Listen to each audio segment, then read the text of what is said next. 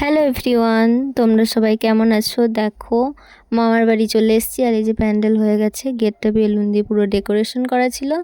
আর এইদিকে এই যে ছিল বক্সগুলো।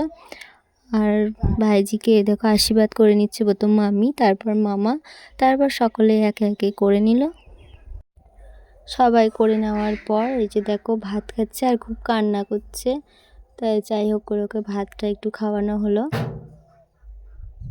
ভাত খাওয়ার পর দেখো এখানে এসে আমাদের পুচুটা খেলা করছে।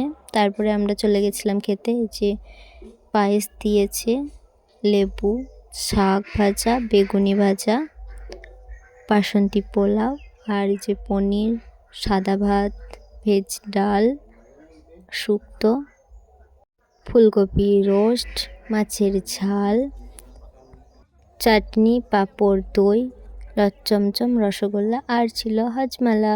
আর এই যে দেখো মেনু কার্ড। চলো টাটা।